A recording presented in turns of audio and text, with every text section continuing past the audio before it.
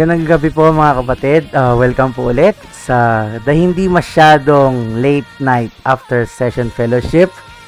Ako po si Brother Michael. And I am God. I am God, guys. Hello. Okay, so isang magandang mainit po na gabi sa ating lahat. Ang init-init po ngayon. Mga kapatid, kamusta naman tayo ngayong gabi? Kamusta ang ating whole week? Almost 2 weeks tayong kamusta naman? Kamusta?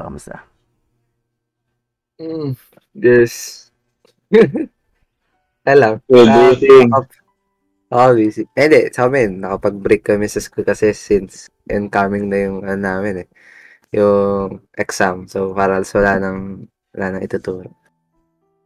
Sa amin naman wala pang sinasabi yung teacher ko eh. So, di ba midterms niya? Wala pa. So ano muna daw kami, bakasyon muna daw kami mga 365 days. So which school is ganda na school ko eh. Ang sem break 1 year. Pasok sa day. Yung pasok, depende pa pag depende pa sa announcement pag pumasok yung principal. Kung may teacher. Sige po, bago po natin napag-usapin yung topic na inihayag ng Panginoon kanina after ng morning service natin, tayo po ay manalangin po. Sige po, samahan niyo po kami manalangin. Ama namin nasa langit, minsan pa po Ama, kami lumalapit sa iyo sa gabing ito, sa gabing pinagpala mo Panginoon, upang minsan pa kami po ay magsama-sama mga kakapatid upang pag-aralan po Ama at patuloy na pagnilay-nilayan ng iyong mga salita. Ama, sa gabing ito, dinadalangin po namin na patawarin mo po kami kung kami mo po ay nagkasala sa isip, sa salita at sa gawa.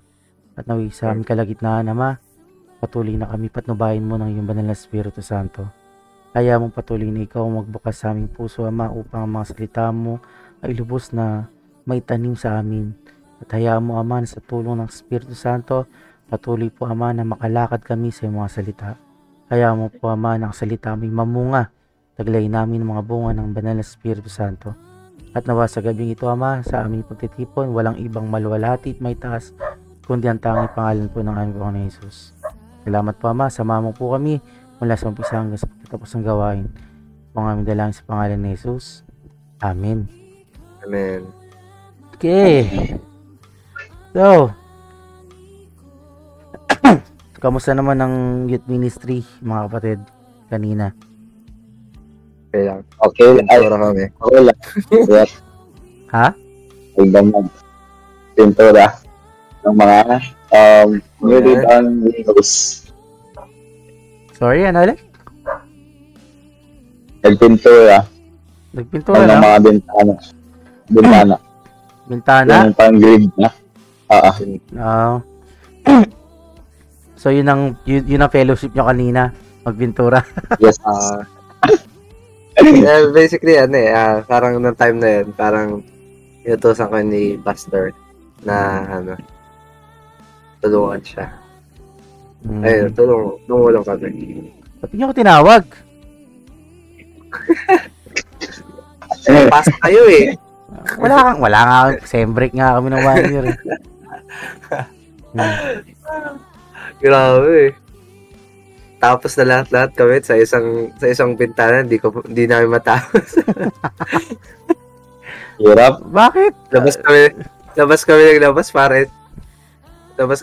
para i-check kung lahat na pinturahan eh. Ginamit na pati kami para pinturahan, ginarog-garod sa Feel ko nga, hindi yung bintana pipintura eh. Ako na pipinturan eh. Grabe. Yung kamakong pintura. Grabe yung pinto. Kung wala kaming tina, siguro puno yung dito din dyan. No? Wala. Kailangan nyo pang mag-practice mga kapatid. Kaya nga dapat tinawag nyo ako. Kahit sana sinabihan nyo lang. Kung sinabihan nyo ako, di sana napag-pray ko kayo. Joke lang. Okay, anyways. at least tapos na, 'di ba? Yung mga lahat ba ng pinto ng ng Yes. bintana, pati sa kabilang side, Oh, yep. dun sa may left side natin, pati ba 'yon? Yes. Oh, Yeah. Lahat eh. paano yung napinturahan nyo sa left side? Saan yung sa yung sa labas ba? Oo, sabi nyo lahat ng bintana. Sa taas.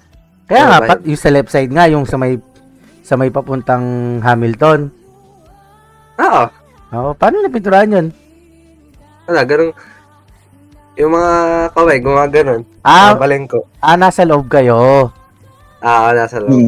Mahirap nga talaga yun. Mahirap. Gumaganon yung kaway na. Okay lang yun. Tama lang yun. Yung mga alagad nga ng Panginoon, wala lang. Si Lord. Di ba, karpentero si Lord dati. Diba? So, kailangan nyo maranasan din yun. Ako rin, nagtrabaho din ako dito sa bahay. Dumating yung cabinet namin, cabinet ng aming baby. Yes. Wow! Bumili ako ng cabinet. Yes. Buti pa yung baby, ang ganda ng cabinet. Oh my gosh. Yung damitan ko, parang na ata to, 1980s na ata to. Safe. Oo. Yay! Oh my gosh. Baby So, on the podcast. Kaya nga eh. Pag lumabas si baby, dito natin siya unang ipapakilala sa podcast. Siya ang unang guest. Joke. Hello guys. Okay. Special. So, ang tinapik ng Panginoon sa atin kanina, yung pinaka masarap pakinggan kanina. Na lahat ata tayo din nakailag. Ewan ko. Oo, nakailag. Lahat tayo tinawaan. Pag tag dito, acceptable obedience. Yan. Yan po ang main topic na tinuro ng Panginoon kanina sa ating umaga. At ang main text natin is ang sa Isaiah chapter 1 verse 1 up to 10. So, habang pinapakinggan po natin yan mga kapatid, kamusta naman ang ating mga puso?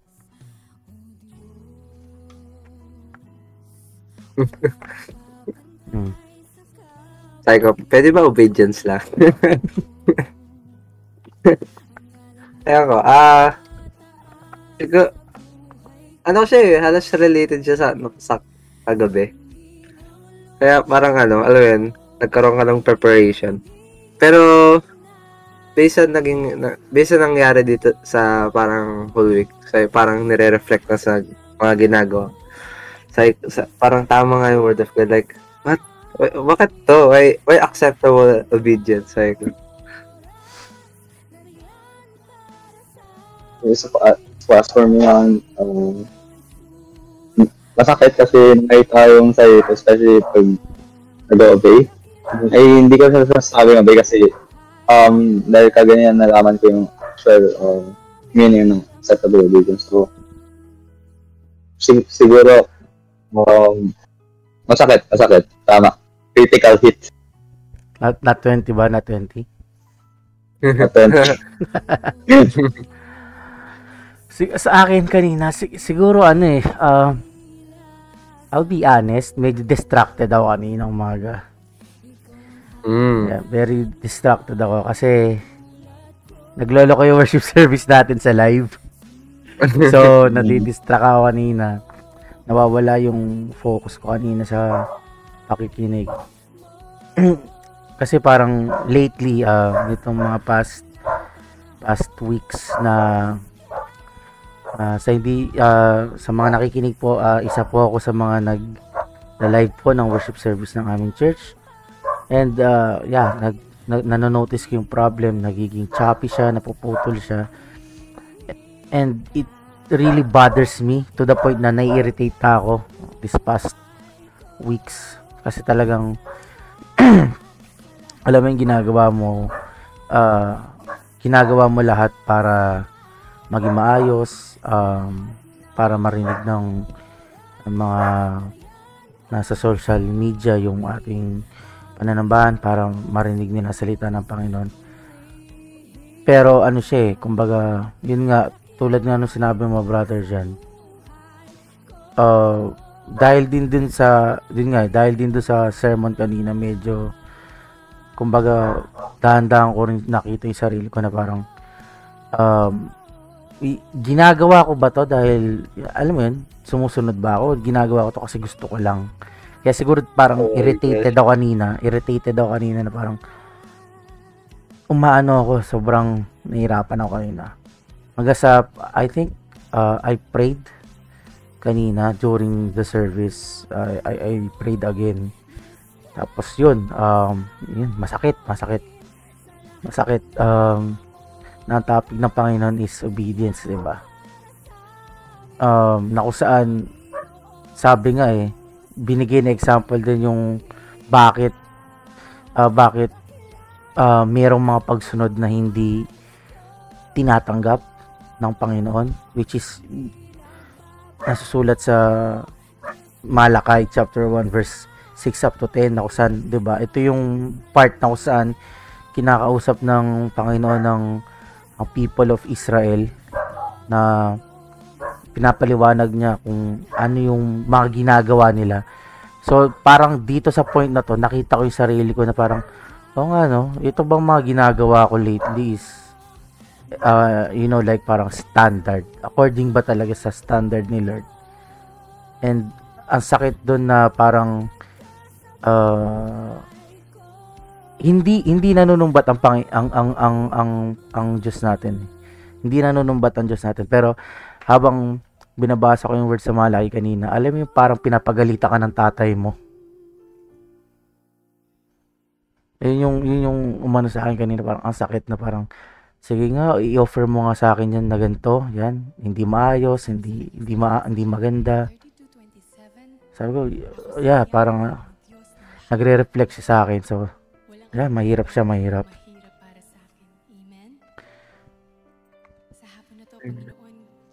Kaya nga, ano ba yung maaari niyong ibahagi sa or like parang naintindihan ninyo mga bro kanina, like tulad dun sa gusto ko sanang makuha or para marinig din ng mga nakikinig ng ating fellowship.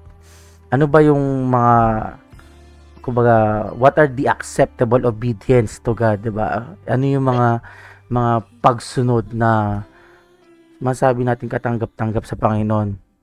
Sabi dito, 'di ba? May tinatawag na submissive obedience. Ano ba yung submissive obedience, brother John? Kanina, habang ako nakinig ang submissive obedience, yung may sinusunod ka, and then nagpapababa ka. Kung ba parang parang underdog ka, di ba? Kasi kung sino man yung ino-obey mo, talagang ibabawag mo sa sarili mo. Isusubmit mo yung sarili mo sa sinusundan mo. So, paano ba yung like parang pwede mo bang elaborate yun, like parang what kind of ano ba yung pagpabakababa na yun? Buksan natin yung Colossians chapter 3. Okay. Anong book? Colossians chapter 3. Chapter 3. 3:18. Yeah, 3:18. Yep. Okay.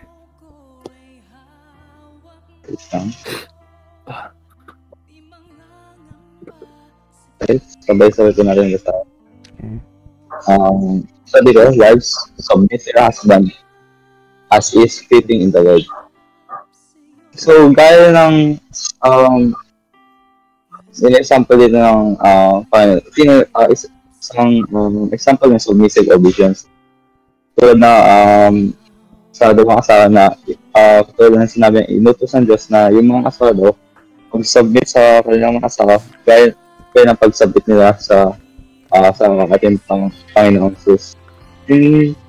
Siguro basic understanding ko lang dito is kung sa inyong dalawa, dapat yung asawa na yung So yung kung ano man maging decision niya, that tayo yung sumunod. Kasi ano man yung filing na gusto ng husband sa kanyang asawa, dapat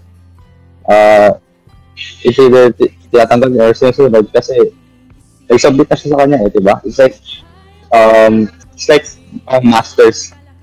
May kumbaga dalawa sila, may isang mas mataas test isa, hindi naman sa bagay, may isang mataas may isang nagpapababa. Okay, medyo ano lang, no? Iano ko lang. Parang, paano yun? Kasi ngayon, puro lalaki tayo. Hindi naman tayo wives. So, paano yun? Paano? Kasi, yung verse na ginamit mo is for wives. So, sa spouse na babae. The problem is, both of you are man. Oh, including me. Magpapaka-babae tayo. And yeah, kung yun yung ginamit mo na example, like parang paano yun? Paano ma-fit sa atin yun? Like, kailangan ba sabihin natin yun sa makakusap natin na, hoy, ikaw, halimbawa, may kausap tayong kapwa natin lalaki, ikaw magpa-submit ka sa Panginoon tulad ng asawang babae, like that?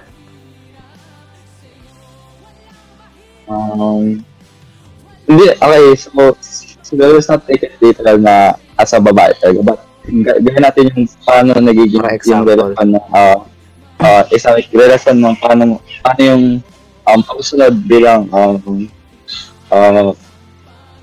tayo ito. Kaya also, sasabihin na, kahit hindi namang physically, but all of us are asawa ng Diyos, diba? Sa kaduduluhan, tayo yung magiging asawa ng Diyos.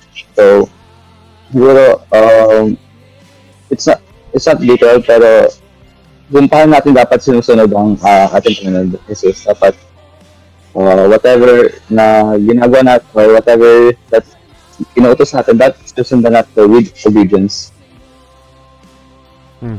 May madadagdag ka ba doon, Brother God? Siguro, dun sa kasi dun sa verse, submissive sa obedience. Kasi, 'di ba? Parang tinulad ni yung kasi 'di ba ang mag-asawa, it's like tinulad siya sa relationship ng church tsaka ni Jesus Christ. So, 'di ba? Hindi tayo girls, but because we are part of the church, we are the wives. So parang katulad ng isang babae sa dalawang marriage, ang pagiging submissive ng babae dun sa kanyang husband, it's parang example to us na how we must be submissive to Jesus Christ, or to our Lord God. Kasi ang nangyayari ngayon, tayo na yung nangunguna kay Lord imbes na nagpapasubmit tayo. Kasi parang masyadong parang since ayaw natin yung gusto ni Lord, so ayaw natin magpasubmit. That's why tinulad sa verse na to yung kailangan maging isang wife. I think. Pero syempre, bilang mga kabataan, I think it's very hard to kasi na kung para sabihin, di ba? Okay, para to inform lang yung mga listeners natin. Ako lang po ang may asawa dito sa group, sa fellowship ako. So, yung dalawang kabataan na yan is hindi pa, they are youth. But is there like parang kumaga para mailapit natin yung topic mas relatable sa mga kabataan? Meron bang like parang meron ba tayong may example like parang kasi ito ginamit as example is the wives. Pero paano yung mga kabataan? Like, meron bang gano'n? Yes. Okay. Check natin sa Ephesians chapter 6.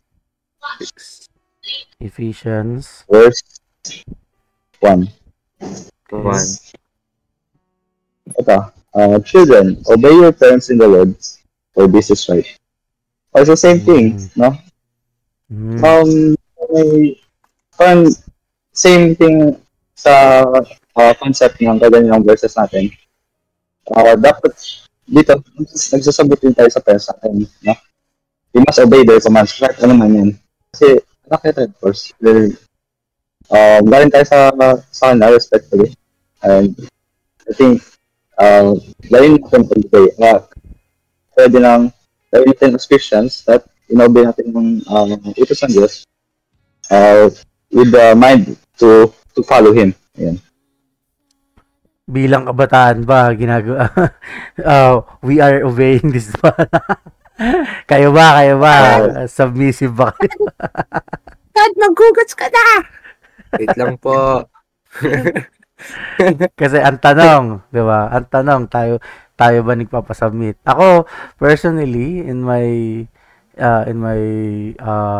experience, as a child, or kumbaga parang children to my parents, masunurin ako.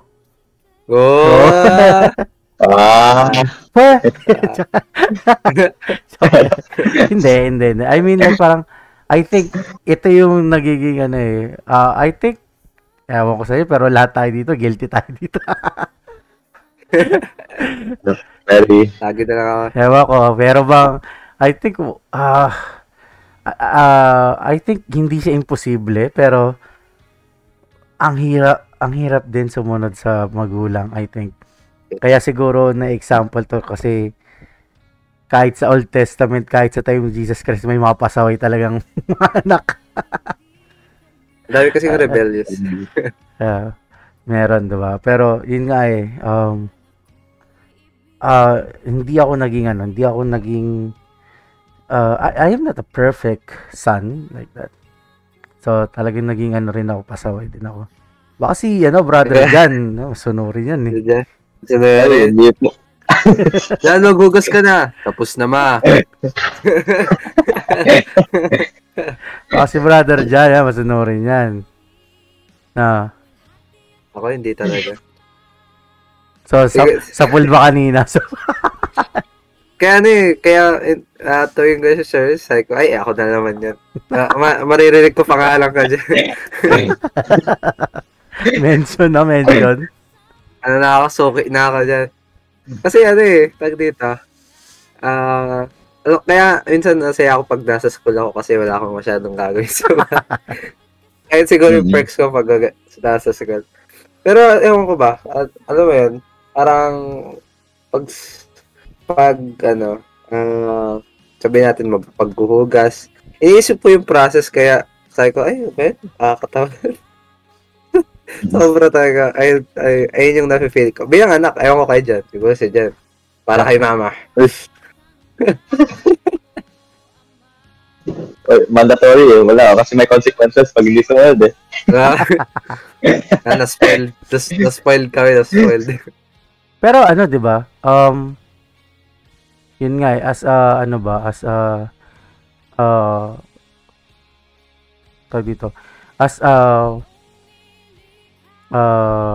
a believer, di ba? I want to ask both of you, in your perspective, di ba? Ano ba yung meron bang result? Like, what does yung pag-disobedience natin sa Diyos, saan ito tutungo sa palagay niyo? Kapag nagpatuloy, if we continue disobeying God, doon muna tayo sa part na yun.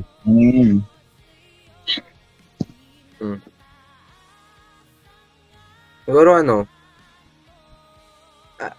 kung sa side natin, if we sorry. Siguro bago natin sagutin yan, bakit ba tayo nagdi-disobey sa God, kay God? Bakit, di ba? Siguro, para sa akin, ano na yun eh, siguro, ang disobedience kasi, diba, parang, kung sasabihin natin disobedience, parang, iisipin natin agad na, kasi mahirap, diba? Pero para sa akin, mostly nangyayari sa akin, binubulag ko yung sarili ko. Alam mo yun, parang, the Lord has, sent His message, o kaya, parang, binigay niya na yung words niya sa atin. Pero sa akin, like, alam mo yun, since mahirap, parang binubulag ko yung sarili ko na, ito na lang, ayan na lang, ay okay, tama yung ginawa ko sa ganito. Parang, okay, tama ako dyan. Pag nakita ko na, na hindi ako dyan, parang alam mo yun, binablind ko yung sarili ko na, ay wag na yan. Kaya parang, instead of following it, like, sinasay ko sa sarili ko na, na-obey ko na siya. Pero, ang ginawa ko lang is like, in reality, in my mind, binago ko lang siya sa mind ko, pero wala pa nangyayari. Ganun yung, para sa akin ganun. Pero I think mostly parang parang iniisip ko kasi ng iba na parang mahirap o kaya parang kung gagawin nila to, imposible. Yeah. Ikaw dyan. Ang ganun yung same thing sa akin eh. Nag-start yung disability kasi titingnan natin agad ahead ano ba yung mag-benefit natin pag sumunod ba tayo dito, diba? Kaya, in the process, katulong ka ganyan eh. Kung talagang mahirap, of course, mahirapan tayo sunod. Kasi ayun yung point eh. Kasi iniisip natin na mahirap siya, no? Imbes na sumunod na lang. Kasi, ino-overcomplicate pa natin yung mga bagay. And then, I think that leads to disobedience. Kasi, hindi-distract tayo eh. Hindi-distract tayo. Parang, sa pag-isip pa lang natin, parang, napapagod tayo eh. Kaya, I think doon nag-start yung disobedience. So, kung patungo na sa disobedience sa isang believer, anong magiging result nun sa kanya?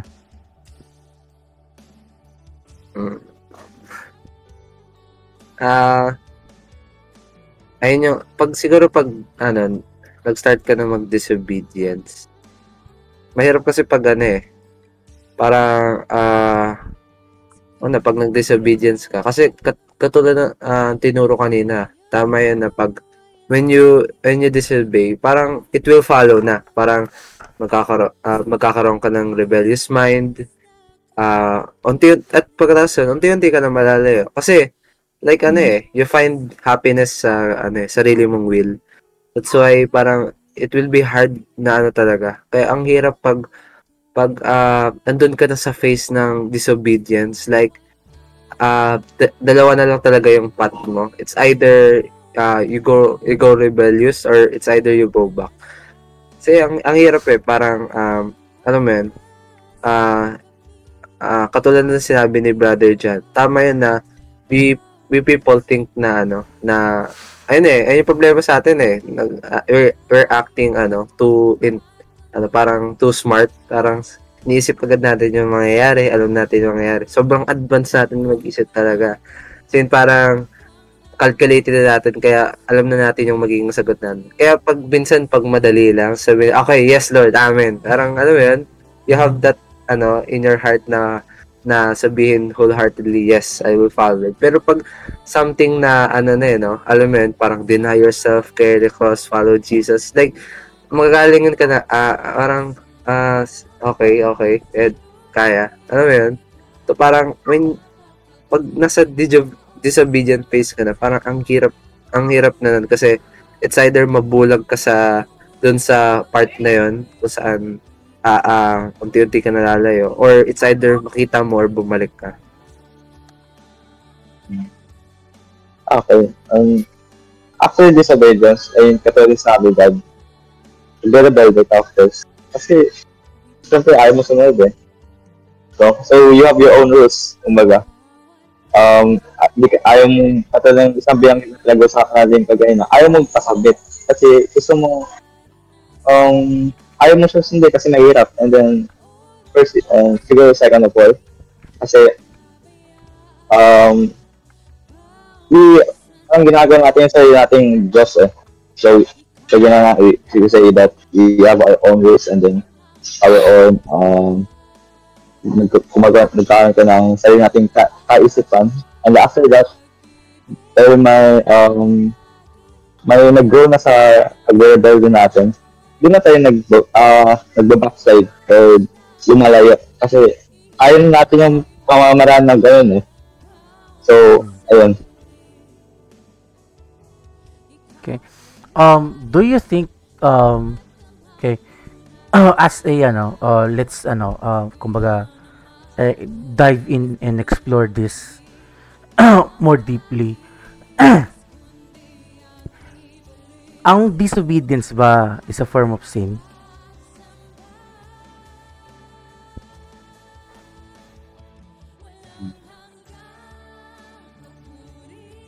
Palagay niyo. Kasi 'di ba, if as a believer, we need to obey God, and yet we chose to disobey him. Like tulad nga sinabi nyo, kasi meron tayo sariling gusto, sarili nating pag-iisip. Then it will lead to rebellious mind. So mag-start ka na maging what's the right word? Like parang you are against na, kasi when you say rebellious, lumalabang ka na eh, kinakalaban mo na. So it means like you are fighting or you are against God na. So does it means na if we are disobeying God, we are sinning we are already committing sin from God? Kasi we need to really understand it kung talagang di ba? And I think it will help us to grow kasi para matulungan din natin hindi lang yung mga sarili natin kundi maging yung mga nakikinig sa atin. So what do you think?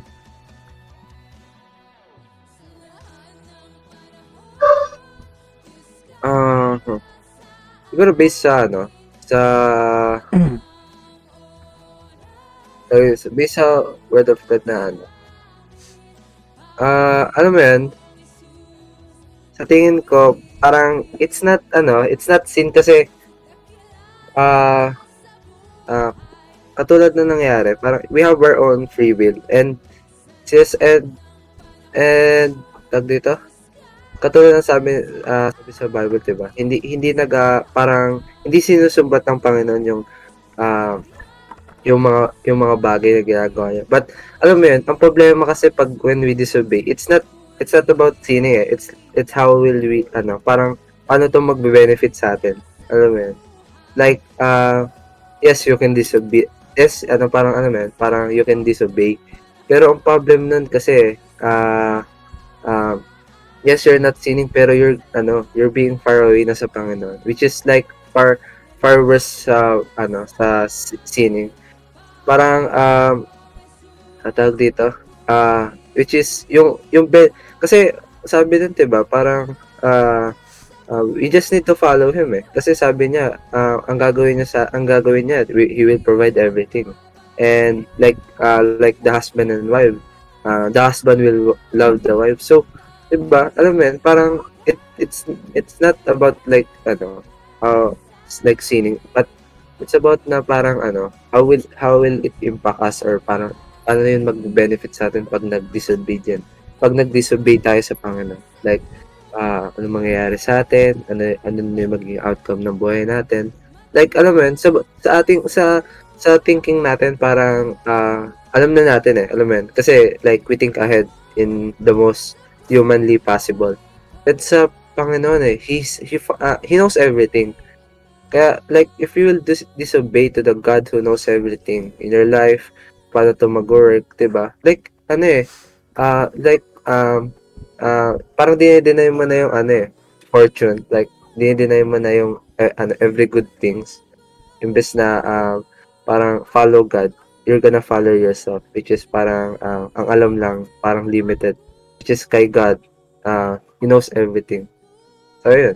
Like, I think it's not sinning, but it's about how will it benefit you.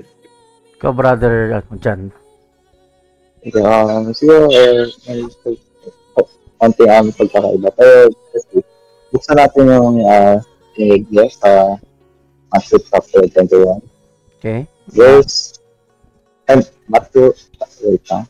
Tama, Matthew chapter 21, Okay. verse 28 hanggang 30, 28 hanggang 30. Okay. 31 pala, okay? Okay. Datapos ang sa akala ninyo, isang tao may dalawang anak at lumapit siya sa una at sinabi, Anak, pumaron at lumakay sa ubasan. At sinagot siya at sinabi, Ayaw po, datapat nagsisi siya tapos at naparoon. At siya'y lumapit sa ikalawa at hindi na sinabi.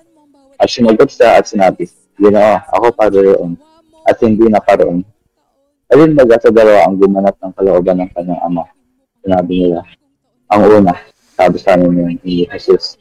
At ito ang sinasabi ko sa inyo, na ang mga maniningil ng Diyos at mga patutot ay nauna ay nagpasok sa kaya ng Diyos.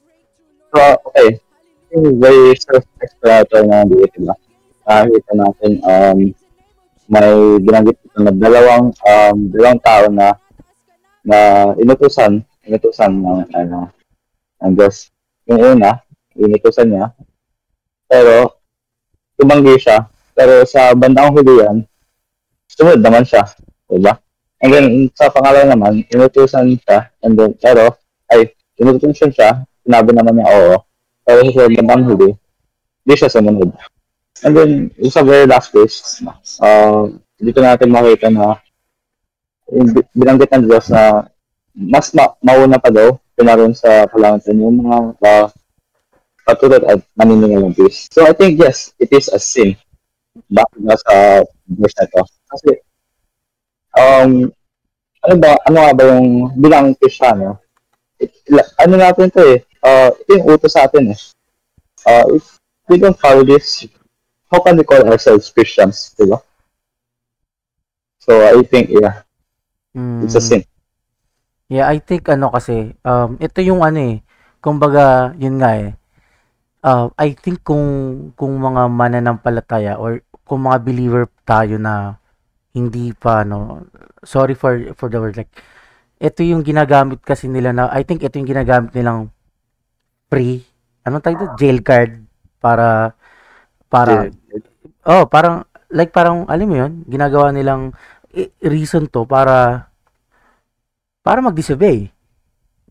Kasi yun nga tama of course, parang on a sabihin nating written standpoint, wala naman kasing sa Old Testament kasi, I think wala namang law na nakasulat na pag sumuway ka or I mean like certain word talaga about disobedience. Pero dahil nga alam mo yun, dahil they think hindi siya kasalanan, nagiging reason siya ng mga mananampalataya. And I think even before, nagiging reason siya para hindi mo sundin yung kalooban ng Panginoon. Yung utos ng Diyos. Kasi if you think it about, parang lang yan alam mo yun, parang halimbawa utusan kita, it's up to you to accept it or not. Alam mo yun, nagigets nyo ba ako? Like parang halimbawa I think hindi kasi siya ano bang tawag dito? Para hindi tayo mahirapan. Magbigay tayo ng example. Like, alam mo yung parang voluntary work. Like that. Mag-ano tayo ng example. Like, if you are going to volunteer for something, like, for example, sabihin nung isang leader, like, parang, okay, we need to go here from point A to point B. And you are a volunteer. Pwede mong wag i-accept yun. Pwede mong wag mo tanggapin yun. Tama? Kasi volunteer ka lang. Gets mo ba? It's either parang hindi siya required. Kung gagawin mo siya, it's okay. you obey, you follow. Pero dahil nga volunteer ka, you have this freedom to not to choose. And pag hindi mo siya pinili, walang consequence. Tama ba? Kasi volunteer ka. Tama ba? Yes. Wala siyang punishment kasi volunteer ka lang. Kaya nga 'di ba minsan may naririnig natin sino lang yung may gusto. Yung word na 'di ba, sino lang may gusto, sino lang yung may gusto, something like that. But if we are like but as a believer, we are we are not volunteer kasi. We are not volunteering kasi. Alam mo 'yon? And I think ito yung nagiging free, kumbaga parang ginagamit ng mga believers as a way to disobey kasi akala nila voluntary work lang yung pagsunod. Nagets niyo ba? Yes. Like we are obeying God because we volunteer. Hindi nila okay. Yun ang mindset ng iba. Kaya nga totoo yun eh. Hindi lahat ng nasa church sumusunod. Pwede nating sabihin yung iba nagvo-volunteer lang. And yung iba ayaw kasi nga volunteer lang sila eh. They can decide to follow or not. Kaya nga I think there is ito yung nagiging reason bakit may naglilingkod tapos meron talagang ayaw. Alam mo yung parang kahit na ilang beses mo na sabihin ayaw, hindi naman sinasabing ayaw niya maglingkod. Pero hindi siya kumikilos. Nagigets ba? Kasi nga volunteer. And I think yun yung mali. They think na parang kapag hindi ko to ginawa, hindi naman kasi ako nagkakasala. There's nothing to lose. Oo. Alam mo, parang, I think okay lang na, like for example, tulad nun, example natin, halimbawa, sorry po sa, example lang to. Example natin kanina, nung nagpipintura kayo. Okay. Pinilit ba kayo? Nope. Hindi, di ba? Hindi. Okay. That's good. Kasi sumunod tayo. Sumunod kayo. Nadamay tuloy ako. Sumunod kayo kasi magpipintura nga. Tama? Yes. Pero this is my question. Lahat ba ng kabataan nandun? Wala, di ba?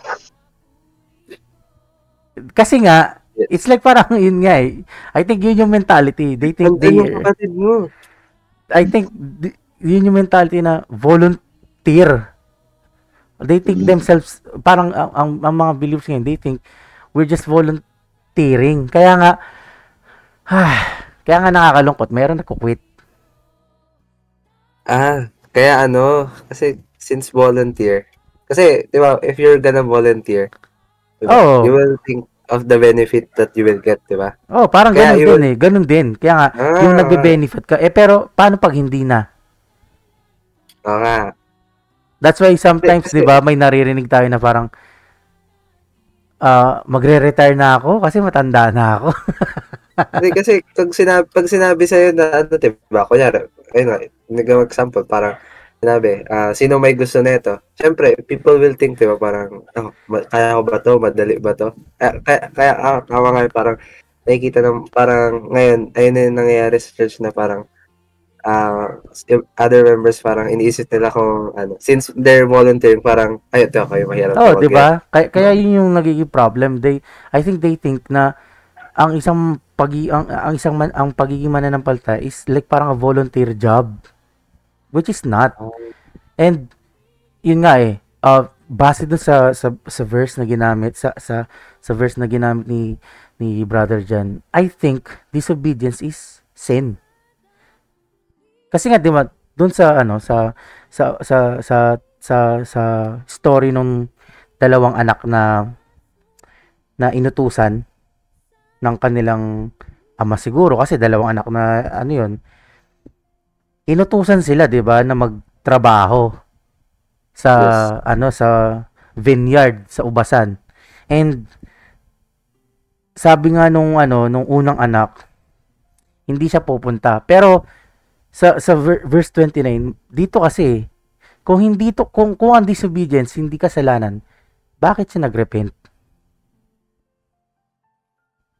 Tama ba? Kung babasahin natin sa 29, 'di ba? Sabi niya dun at sinagot niya at sinabi, ayoko. Datapwat, yung word na sumunod, nagsisi siya pagkatapos at naparoon. Oh. Hindi ka pwedeng magrepent kung hindi ka nakagawa ng kasalanan. Tama ba? Oh. Yes. Hindi, you will not say you will not ask forgiveness kung hindi ka nagkasala. And I think, it's a sin. Ang disobedience is sin. Kaya nga, yun nga I think it's very, kumbaga, dangerous na, alam mo yun, yung sumusunod ka, tas biglang, uy, ayoko muna. Tapos, magiging na siya kumbaga, umpisa lang siya, tapos biglang, magtutuloy-tuloy na, to the point na, yun nga, magiging rebellious ko na, in a spiritual sense, hindi ka naman literal na nakikipag-away. Ito yung kailangan nating maunawa na, yung pagiging rebellious dito, hindi ibig sabihin nito, makikipag-away ka, hindi ibig sabihin nito, sasagutin mo yung, hindi ko gagawin yan, hindi ganun. But I think yung pagiging rebellious dito, yun nga, yung, you don't care. You don't care anymore. Kasi, you think for yourself, volunteer ka lang Hanggat hindi mo gusto, okay lang. Kasi volunteer ka lang. I think that's the rebellious mind. And that is what is, kumbaga, manifesting today sa lahat ng mga believers. And, yun nga gusto ko rin i-point out sa Ephesians chapter 2 verse 2. Tingnan po natin. Na bakit ko nasabi na kasalanan talaga yung disobedience. Kasi sa Ephesians 2, chapter 2 verse 2, sabi dito, wherein in the past, ye walk according to the course of this world, according to the prince of the power of the air, the spirit that now work in the children of disobedience. Tinutukoy dito is yung kaaway, si Satan, which is the prince of the air. Na kung saan sabi dito, yung spirit niya is nagwo-work sa mga anak ng sa Tagalog ng mga pagsuway. So it means if you have this mind of disobedience, it means you have the spirit of the enemy, the devil. You are being influenced. Kaya ka nakakapag-isip ng ganyan na wag sumunod. And I think, it's 100% sin. Kaya nga hindi siya maganda, 'di ba? Hindi siya magre-result sa atin ng maganda. And of course, if dun sa talata na binasa natin, if the spirit of the enemy, which is the spirit of disobedience is in you, and nananahan sa ito, it will cause you to become rebellious, just like Satan did. Yes. Kasi diba, nag-rebel siya against God. Diba? He rebelled. And paano nag-rebel si Satan? He did not do his job. Diba? Inutusan din si Satan. Yes. Before he became Satan, meron siyang specific job. And then, sabi doon, diba? Umalis siya. So, I think, hindi nga niya kinumfront si God Basta umalis na lang siya, di ba? So, doon pa lang, walang nangyaring masabi natin, I don't know if that happened in heaven, pero base sa Bible, walang komprontahang nangyari. Hindi niya kinausap si God, basta umalis na lang siya. Pero yung process ng pag-alis niya sa command ni Lord, it's a form of rebuilding already. Kaya nga it's not good, or it's not good for a believer to disobey.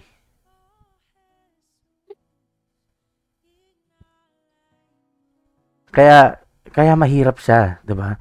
If we even have this a hint of disobedience, and I think lahat tayo nakaranas niyan. Kasi ayaw ko sa inyo, pero ako nung pinanganak ako, hindi kagad ako mananampalataya, hindi ako believer. Of course, nung lumabas ako sa mundong to, hindi naman kaagad ako nakakilala sa Panginoon. And I think from that point, doon pa lang nahawahan na tayo ng disobedience kasi nandito tayo sa world. This world is under the enemy's authority, and kung ang world na to is under sa kanyang authority, even it means his spirit is roaming this world. So talagang na-influence tayo, and I think that's the reason why we really need to check ourselves. Like kagaya nung panganay na anak, 'di ba? We need to if God is telling us to do something, we should not wait and immediately act. Tama ba? Oh my gosh. So kailangan nating maunawaan 'yon. Yun yung I think kailangan din maunawaan nawa po ng mga nakikinig po sa atin na we should really check if we have the spirit of disobedience, the spirit from the enemy that causes us to disobey God. And sabi nga kanina, 'di ba? If you already have the rebellious mind, it will also lead to backsliding. Like you are getting out far away from God. So yung sinasabi mo kanina, Brother God, na parang lumalayo ka na sa Panginoon. Yeah, that's it already, na parang you are already in the bad position na kasi you are getting far and far away from God. And I think napakahirap makabalik nun. Diba? So, napag-usapan natin yung negativity ng disobedience. Ano naman ang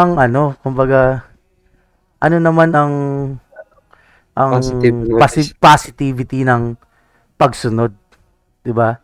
Kasi as a believer, as a Christian, we are, yun nga hindi ayoko kasing gamitin na parang ayokong gamitin na sabihin na parang voluntary tayo na sumusunod, but we really need to obey. Diba? We really need to obey. And what is the benefit ba sa atin ng pagsunod? If we obey God, if we obey God's command, ano bang benefit nun sa atin, mga kapatid? Okay. Bubuksan natin ng ating Revelation chapter 2. Sorry? Sa Revelation. Nagcha-choppy ka. Nawawala yung mic mo. Hello? Yan.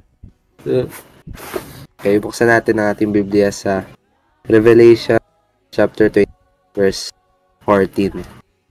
22? Yes. 14. Ito nakasabi, blessed are nagka-cut yung mic mo. Baka naglulus.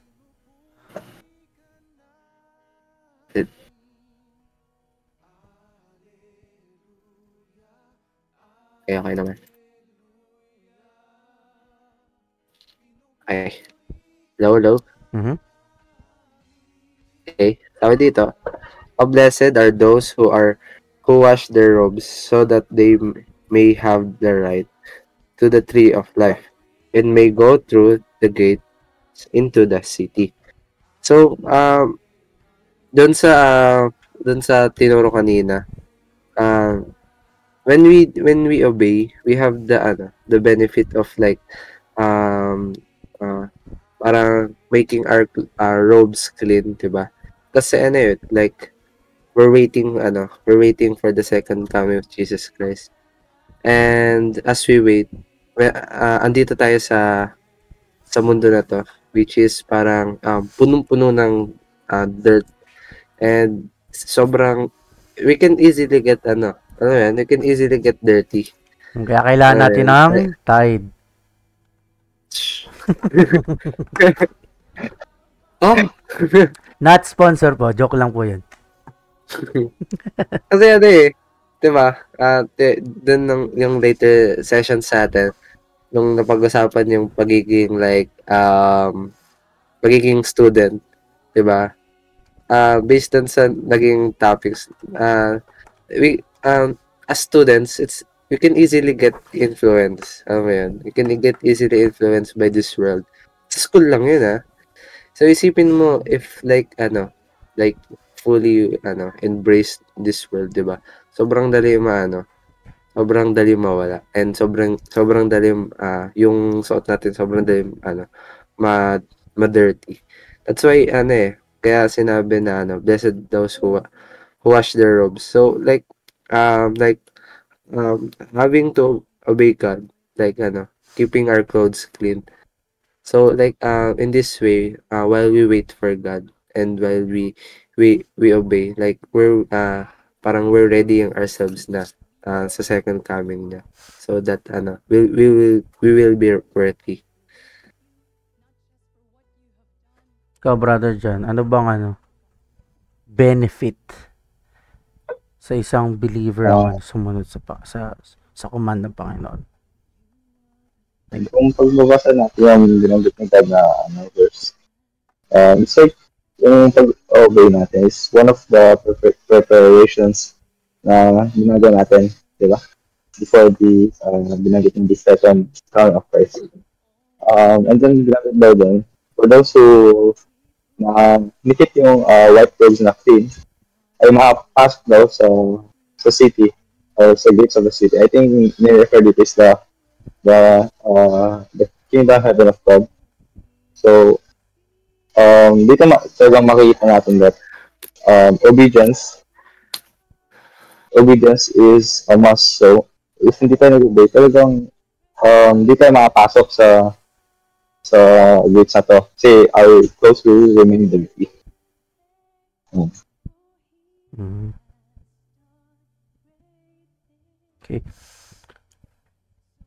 Okay. And I think siguro isa rin sa mga benefit ng ng pagsunod is, alam mo yun, you are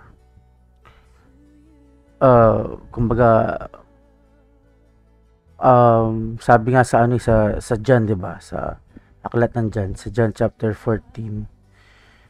If hindi ako nagkamali, I think John chapter let's see.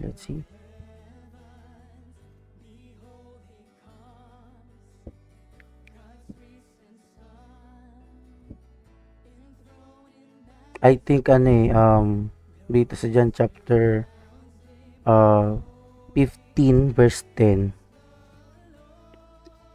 Sabi dito, if you keep my commandments, you shall abide in my love, even as I have kept my Father's commandments and abide in his love.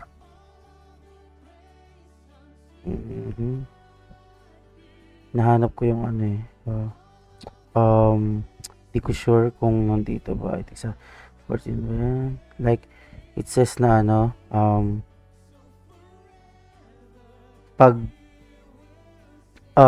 kapag sumusunod tayo sa command or sa utos ng ating Panginoon Jesus, we became much closer to Jesus himself and even to God. Sabi sa isang talata sa John na, sabi nga dun mananahan sa atin hindi lang ang Diyos Ama, kundi si Jesus Christ din. So I think isa pa dun is, if we are obeying God's command or the word of Jesus Christ, I think one of the benefits is we will experience God's promise Kasi 'di ba tulad nung isang talata na binanggit nyo about children obeying to their parents. Sabi doon sa next verse kasi na yun, isa yun sa mga commands na mayroong pangako. And I think ito yung dapat na makita ng mga mananampalataya na if we are obeying God's word, because God's word is powerful, it's alive. As we obey it, we will also experience the promises of God. Kumbaga yung working ng word. And ito yung nagiging isa sa mga dahilan bakit nawawalan ng desire ang mga tao, especially lahat in general, para sumunod sa command ng Panginoon, kasi akala nila they are just, alam mo yun, sumusunod ka lang sa utos literal. But pero hindi nila inuunawa na hindi yun basta-basta salita or utos ng tao. It is a command of God. It's the word of the living God. Ibig sabihin, it's powerful, it's alive. And it also contains, alam mo yun nga, yung tinatawag na promise. So I think isa sa mga benefit ng this, you will go closer to God, and God will continue to dwell in you, remain in you, and also you will experience the promises, the power of God. Kaya napaka palad natin kasi kanina talagang binuo sa atin ng Panginoon na bakit kailangan natin sumunod sa Kanya. And sabi nga dun, 'di ba? Isang way din 'yun para also to add more to that. Sabi nga dun bakit ba natin kailangan sumunod? Is to be accepted by Him. Sabi nga sa 2 Corinthians chapter 5 verse 9 up to 10. Sabi dito, 2 Corinthians chapter 5 verse 9 up to 10. Wherefore we labor that, whether present nor absent, we may be accepted of Him. So, ito yung isa sa mga sa reason bakit tayo sumusunod sa Panginoon, sa salita ng Panginoon, sa utos ng Diyos, kasi para maging kalugod-lugod tayo sa Kanya. 'Di ba, alam mo 'yun? Kasi we consider God as our Father. Like, Yes. to us also, kayo, sa mga kabataan, hindi naman hindi sa nagpapakitang gilas tayo, pero we are obeying because gusto natin, yung alam mo yung parang, ano matawag doon, hindi naman maging pansinin ng mga magulang, pero they will see us like parang we are growing, like parang alam mo yung parang ayokong sabihin na kaya ako sumusunod sa magulang mo kasi nagpapakitang gilas ka. Hindi ganoon I think wala namang anak na ganun na, ewan ko kay brother Jan, pero di ba? Kasi I think hindi reason yun na hindi talaga reason yun bakit sumusunod ka sa magulang mo para magpakitang gilas. But I think to have to please them, 'di ba? Not just by pleasing them, but also like parang they are parang yun nga, naggi-gain ka ng favor sa kanila. Yes. And the same way, like parang as we obey God, we are also gaining that favor, which is being accepted by Him. Kasi nga gusto nating mapabilang sa sambahayan niya, gusto nating mapabilang sa kaharian niya. And hindi tayo mapapabilang sa kaharian niya kung magiging disobedient tayo. Tama ba? Yeah. Kaya nga I think that is like parang yun yung pinupunto ni Jesus Christ about what is sin. Sa John chapter 16 verse 9, 'di ba? Sabi niya, what is sin? Sa John, kung titingnan po nga natin, John chapter 16 verse 9. Yan, sabi dito sa Sin because they of sin because they believe not me. And what is believing ba, 'di ba? Ano ba yung believing? You are believing the words of Jesus Christ. And if you are not believing the word of Jesus Christ, kasi katumbas ng believing is obeying the words of Jesus Christ, it means you are already sinning. 'Di ba? Kaya nga hindi ka magiging bahagi ng parte ng sambahay ng Panginoon kung mismo yung salita ng Panginoong Hesus is dinidisobey mo. Hindi mo tinatanggap. Yes. 'Di ba? Kaya nga Parang ano yan, bro? Ano yan? Parang siya, parang kumbaga sa house, like parang house ng isang pamilya, like kaya 'di ba, parang halos palayasin na ng mga magulang sa sobrang pasaway tsaka ayaw sumunod ng anak nila, 'di ba? Like parang kasi kung magdi-disobey ka, like you're not like part of the family. Yeah. Ano yun? Yeah, kasi kaya nga may mga nagre-rebelde na ganun, 'di ba? Like parang ako kasi hindi naman ako pinalayas, ako lumayas. pero I think tama kasi yun na parang I think may na-experience din ako, may nakita rin ako gano'n na pinapalayas yung anak nila, tapos yung anak nila ayaw umalis ng bahay. Like parang wala kayong karapatan na palayasin ako. Ewan ko kung nakita ko in personal o sa TV ko napanood, pero I think totoo nga kasi sino ba may-ari ng bahay? Tama. 'Di ba? Yung Kaya nga masakit man siyang panoorin. That's true. Kung sino yung may-ari ng bahay, may karapatan. Anong gusto niyang gawin doon sa bahay? Kung papaliyasin ka niya, kasi nga nagiging masuwayin ka, that's the result of your disobedience. And, kasi diba, parang siya, tamang-tama rin siya sa parang prodigal. Well, hindi naman pinalayas yung prodigal son, pero siya yung lumayas, di ba? Hindi rin siya lumayas, umalis siya.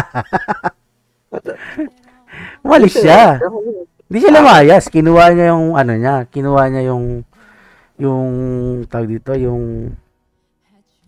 yung share niya. But yung panganay. Kasi 'di ba yung panganay nag-remain. And then nagtatrabaho siya which is masunurin, tama ba? Masunurin. Kaya lang nagiging siya. Yung alam mo yun, parang ito na nga, doon tayo pupunto. Doon tayo papasok sa parang yung word na gagamitin ko, voluntary. Yes. Kasi 'di ba, siya nagre-rebelde siya. 'Di ba? Na sinasabi niya, dumating yung anak mo, nilusta yung pera mo, tapos samantalang ako, naglingkod ako sa iyo na naglingkod. Hindi mo man ako pinagbigyan na magkatay ng maliit na kambing or goat para sa mga friend ko, 'di ba? Like parang I think yun yung isang example ng parang voluntary work. You are doing it voluntarily, not by kumbaga yung sinasabi nga with love. Yes. Yung are you doing it because of love? Diba? Because of love, you're doing it. Diba? Yun. Ngayon, babalik, change question naman tayo. Ano ba talaga yung tama? Sumusunod ako kasi mahal ko? Mahal ko, kaya sumusunod ako? Alam ko ulit. Kasi yun yung tinanong, sa lahat po ng mga listeners po namin, please, kung okay lang po, mag-comment din po kayo. Ano ba ang tama? Sumusunod ako kasi mahal ko, or mahal ko kaya sumusunod ako?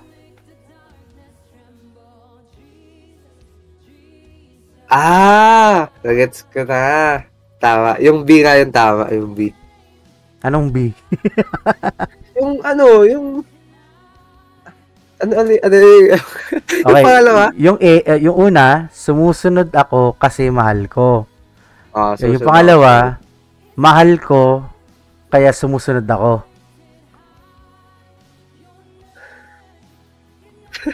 Parang Teresa talaga sa banda ka, tenga. Hindi ko alam kung tama yung pagkakaroon ko, pero gano'n kaya sa yung understanding ko kanina. Mahal ko kasi sinusunod ko, ganun ba yun? O parang ganun din yun, tama. Yung una, sumusunod ako kasi mahal ko. Kasi mahal ko. Pangalawa, mahal ko kasi sumusunod ako. Sumusunod ako. I think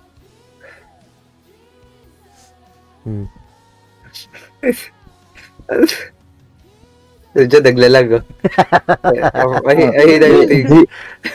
Parang ano eh. Sinesearch ni brother dyan, ano ba tama sagot, ChatGPT? Sabi ni ChatGPT, that was a heartfelt question. Data not found. Oh, so pala, ano ba tama? I think yung pangalawa. Kasi, kung you're doing it out of love, diba? Sabihin natin, kasi parang parehas talaga eh. Kasi, isipin mo, kung sumusunod ka, kasi mahal mo. Kasi, sabihin mo, kaya lang, mahal mo, kaya ka sumusunod. Siguro, pinili ko yung B kasi, ano siya. Kahit ako, diba? B rin ako eh. Kasi you're doing it out of love eh. Kasi, ang pagkakaintindi ko sa A, like, you're the one choosing. Gets mo ba? Like, parang susunod ka kasi mahal mo eh. Paano pag di mo mahal? Hindi ka susunod, diba? Kaya nga, diba? Kaya, sa tingin ko yung B kasi, you're doing it out of love. Yeah. Brother dyan, ano ba? Nagre-load na. Naglalag. Hirap talaga pag first honor. Sumusunod ako kasi mahal ko. Tapos yung mahal ko kaya sumusunod ako. Ay! Alam ko lang kasi pinag-rate ko, mas maganda pakinggan yung letter B eh. Kaysa sa letter A. Kaya siguro, B na lang ako. Yun yung reason mo kasi maganda pakinggan. Pero, parang nag-grasp ko lang ako. Kasi sa B, parang, may ano ka na eh. Yung isa kasi parang reason lang siya eh. And then, while yung pangalawa, parang, ano siya, like, paano ba? Parang ano siya, parang layunin mo. Kasi, kasi mahal mo. Wait lang. mahal mo kasi susundan mo. Chika na lang yan, C. All of the above. All of the above. Siguro yung pagkakaintindi ko, yung una kasi, yung sumusunod ako kasi mahal ko. Yun nga, kasi parang ano siya, condition. Condition siya. Oh, kasi ano eh, susunod ka kasi mahal mo. Oo. Diba? Daanin natin sa perspective ng ano, na mababaw. Halimbawa, si Jan may girlfriend. tapos nakita natin magkasama sila. Syempre, ano ba tanong lagi ng mga magkakaibigan? Bakit lagi mong sinasamahan 'yan? Anong sasagot ni Jan? Masasagot mo dyan. Anong sasagot mo dyan? Mahal ko. Di ba? ganun kasi, di ba? Kasi mahal ko eh. Oh my God. Di ba? I think by condition. Okay. Yun yung pagkakaintindi ko. Yun ang pagkakaintindi ko. Parang condition siya. So, paano pag hindi mo na mahal nga? You obey? You will follow kung hindi mo mahal. Kaya nga doon papasok yung disobedience eh.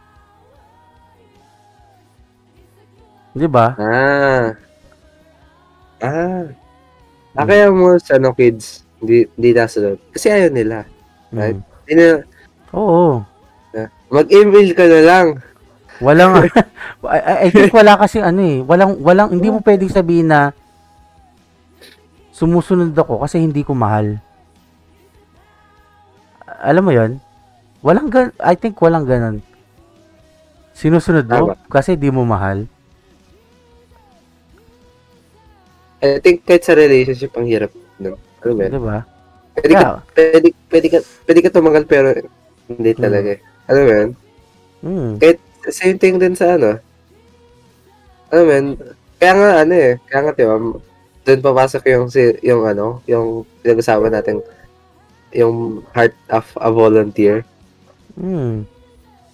Pero, yun nga bakit yung letter B yung, I think, masabi kong tama? Kasi, sabi sa John, siya ba yun?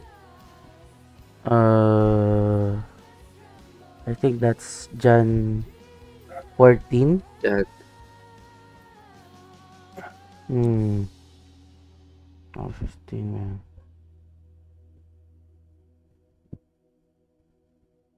Saan ba yan? Diretsong verse lang yun eh. Ayun, sa John chapter 14 verse 15. Sabi, if you love me, keep my commandments.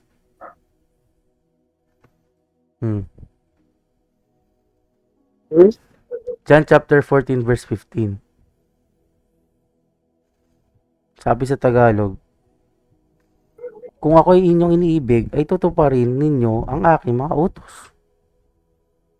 It's so clear. Diba? Kasi sabi dito, 'di ba? Kung inyo akong iniibig. Ibig sabihin ng iniibig, hindi siya yung mamahalin pa lang, mahal mo na. Yan kasi iniibig eh. Ibig sabihin niya hindi mo pa lang mamahalin, mahal mo na. So, kung mahal mo na, tinutupad mo yung mga utos ni Jesus Christ. Tinutupad mo na. So, ang taong mahal ng Panginoong Jesus, sumusunod talaga.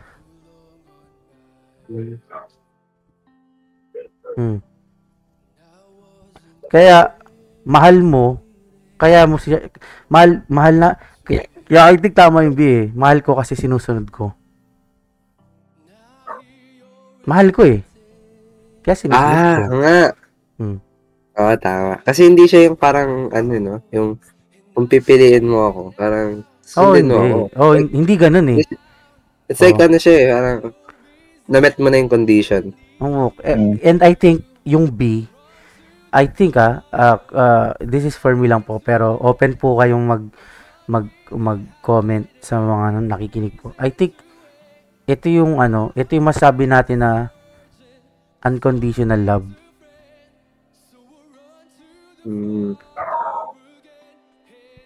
Kung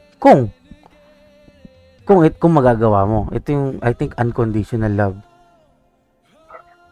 Kasi si Jesus Christ, 'di ba? We understand from the very beginning, he is already with God the Father from the beginning. Pero dun pa lang, sobrang mahal na mahal ng Panginoon Hesus ang Ama, to the point na nandun pa lang, 'di ba? Handa siyang sumunod sa Ama. 'Di ba? And ano yung kumbaga doon tayo papasok eh. Ano yung benefit ng pagsunod mo sa command ng Diyos?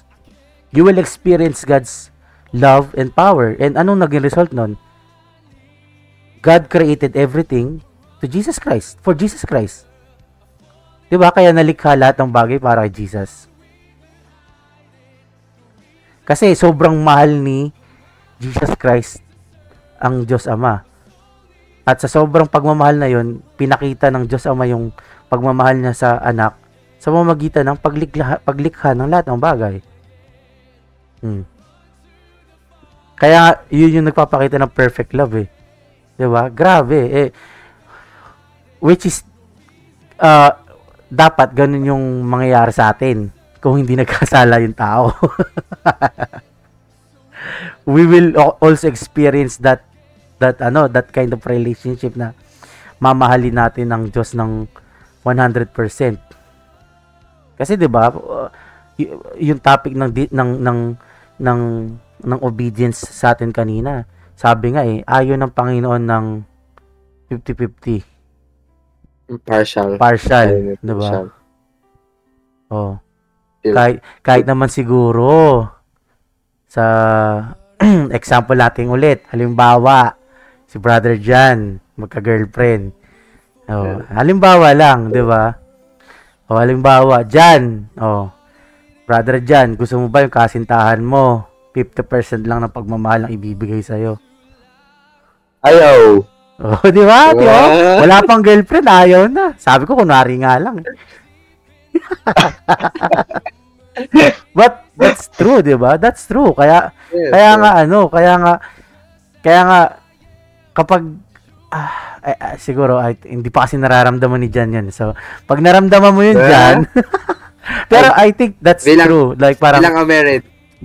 As a married man, as a married young youth, wow. Diba? Of course, you want your kumbaga, ako kasi mag-asawa kami, gusto ko yung love na nararamdaman ko sa partner ko is 100%. And at the same way, gusto rin niya na yung love na mararamdaman niya sa akin is 100%. And I think yun yung nagiging kaya nga 'di ba, kapag nangyayari sa mga magkasintahan, may nasasaktan kasi nga hindi 100%. Yes. Diba? Kaya naghiwalay. And I think yun yung gusto ng Panginoon sa atin. Bakit gusto ng Panginoon yung obedience natin, hindi partial, hindi 50-50, hindi 30-70.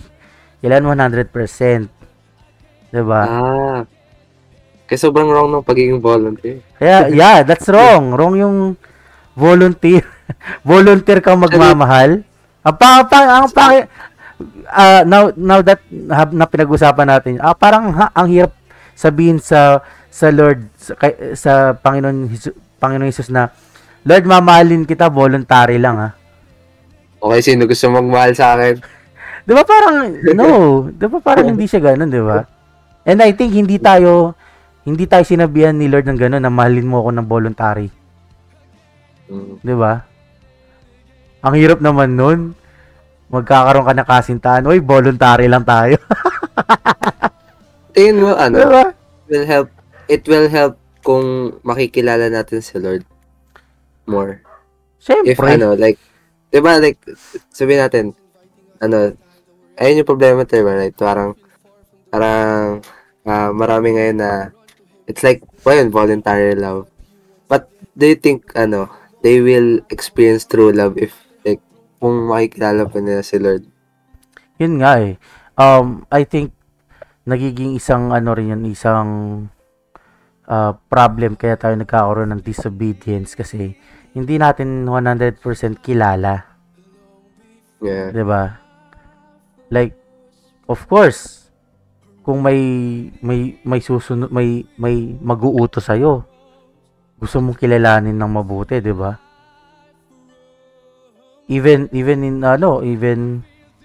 pwede natin example kahit sa school naman yan 'di ba? Kaya nga may mga teachers, bakit teachers ang humaharap sa mga estudyante, hindi ibang tao? Kasi ini-evaluate ng school kung pwede ba talagang magturo tong teacher na to, may kakayanan ba to? Wala pa ako nakitang school tapos yung mga nagtuturo sa mga estudyante, mga bombero. Wala. Kasi hindi silang din sa Di ba? Unless kung specifically tinuturuan nila sa di ba? Oo, pero I think that, di ba? Sa high school, it's like di ba? Teachers. So nandun na nga tayo. So paano naman kung dito?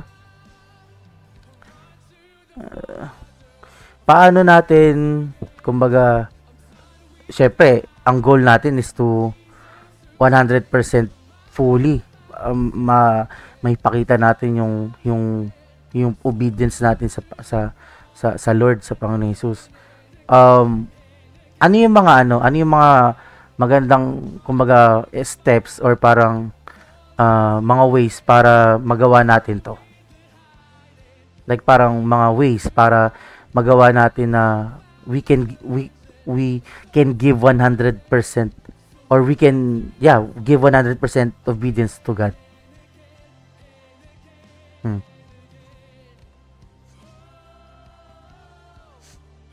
Meron ba? Like parang ano yung mga yun nga, kumbaga what are the obedience that God wants from us? Like ano yung klase ng obedience na dapat natin ipakita?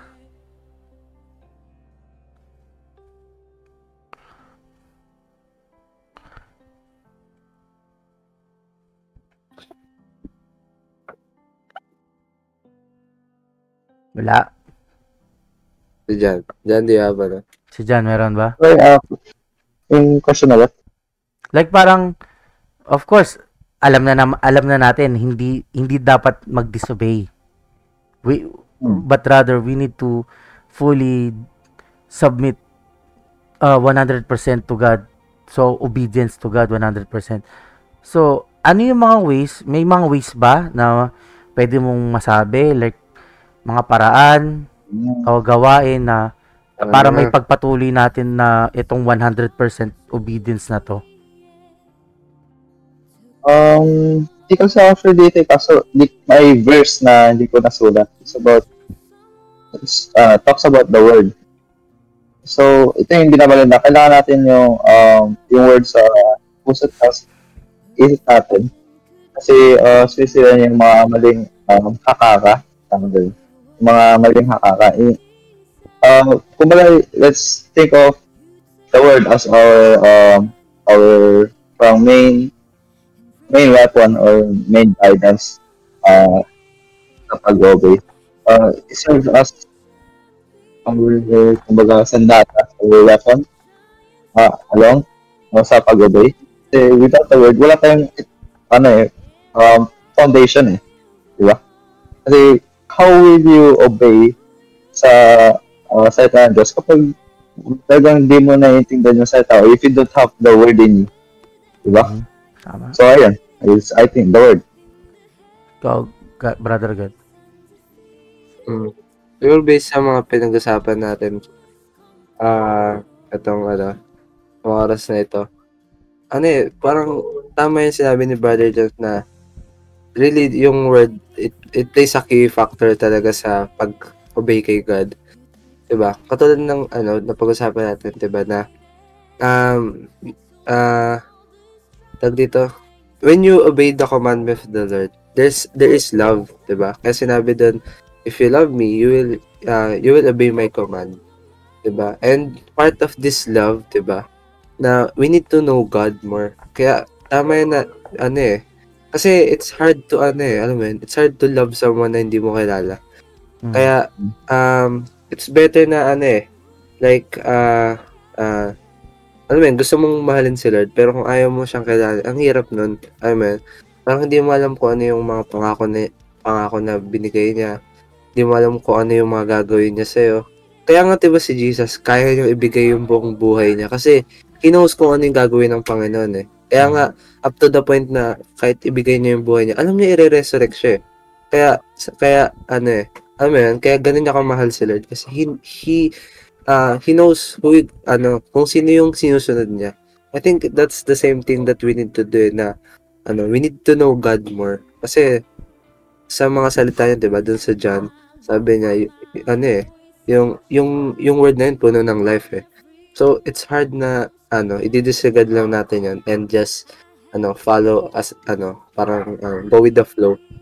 So it's better na makilala natin si Lord kasi di natin maunawaan kung sino yung si-serve natin, 'di ba? Kung paano niya tayo niligtas, paano niya tayo minamahal, 'di ba?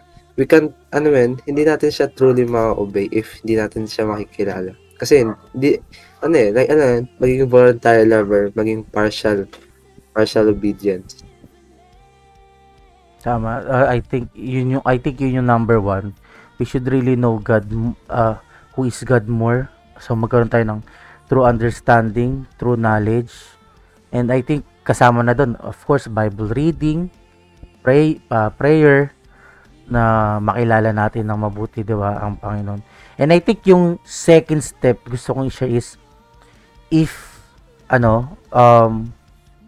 kumbaga, do the obedience immediately. Like parang if we hear God's command, if we accept the word, or parang we heard the word as a command coming from Jesus Christ, from God, we should really immediately do it. Kasi habang pinaghihintay natin, I think yun magiging katamaran siya. Mawawala siya sa priority mo. And I think isa yun sa mga nagiging struggle natin as a believer, na parang pagtapos kasi nating marinig, pinapalipas natin yung oras. Hanggang sa wala na, makalimutan na. So wala din. Hindi ka rin sumunod. Narinig mo lang yung salita, tapos mga ilang oras lang, wala na kasi hindi mo ginagawa. And I think we should really do it immediately. Gawin kaagad natin siya. And I think i-add na rin natin doon, number 3 is gawin natin yun ng consistent. Yung pagsunod. Hindi masusunod ka ngayon tapos bukas wala na. Hindi na. 'Di ba? Which is nagiging problem sa atin. Gusto kong gawing example yung nangyayari. Of course, this past few weeks na nagla-live ako, na may problema yung worship service natin through live. Nagcha-choppy, napuputol. Alam mo yun? Pumasok talaga sa isip ko ihinto na. Pumasok sa isip na parang, Lord, ayoko na. Kasi parang, ako yung parang nanghihina sa ginagawa ko. Kasi hindi lang isa, hindi lang dalawa, hindi lang 3, 4 na nagkakaproblema yung pagla-live. And it is like parang dragging me na to the deepest part of the ocean, na parang ayoko na talaga. Kasi parang alam mo yun, parang na burnout ako, na parang ginagawa ko lahat ng effort, lahat ng technique, I search for solutions, and yet ganun pa rin siya ng ganun. Dumating sa point na parang ayoko na.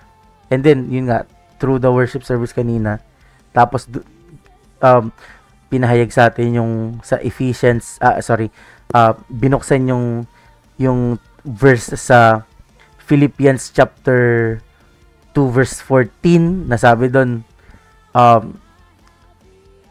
sumunod ka ng walang pagrereklamo, pag-argumento, tanggalin mo yun. So sabi ko, Lord, sapul na sapul ako kasi nagkakaproblema na kasi ako pa naman, alam ko sa sarili ko na parang magkamali ako ng isa, okay lang. Magkamali ako ng pangalawa, matitiis ko pa. Pero yung parang kumbaga pang-4 na beses na, tapos ganon, na-discourage ako na sobra. Parang it's not worth it kasi parang ganon. And then yun nga parang dumatating sa punto na ginagamit ko na siya as an excuse, na parang shucks, yung i-offer ko, ito yung paglilingkod ko kay Lord, tapos ganito, like parang hindi niya tatanggapin to, pangit. Kasi sa mind ko pa lang, sa isipan ko pa lang, ako na yung nagrereklamo, pangit. Decided. Yeah, so nagde-decide ako na parang kung sa akin itong ginagawa ko hindi maganda, hindi na niya tatanggapin to. So parang mag-quit na lang ako. And yun, doon ako na kanina na kumbaga parang sinampal ako ng Panginoon ganyan. No, just continue doing it kasi I command you to do it. Kailangan mo i-share yung word of God. Yun ang inuto sa atin to share the word of God, 'di ba?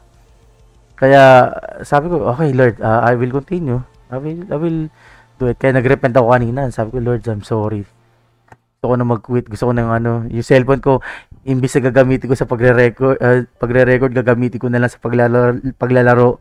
Pero hindi ko talaga pwedeng gawin. Sabi ko, nag talaga ako kanina. Talagang yung tawag doon, existential crisis ko kanina yun. Sabi ko, wala. Pero napakabuti ng Panginoon at inayos ako kanina. Kaya, yun. Tuloy pa rin tayo. Magpapatuloy pa din. Diba? So, ang ganda ng tinuro ng Panginoon sa atin kanina. To have an acceptable obedience. Kaya,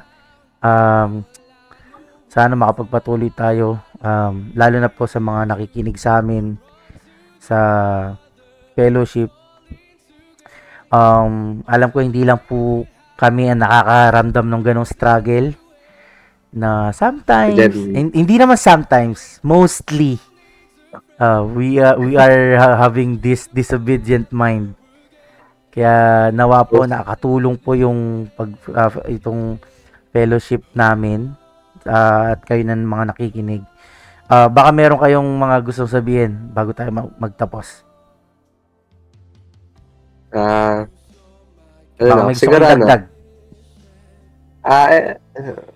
nagpapasalamat din ako kasi through this, nagiging opener siya sa kasi it's hard na na parang tama yun na kailangan hindi ka mag-solo. Like, maganda talaga magkaroon ng tulong sa ibang lalo sa mga kapatid, no?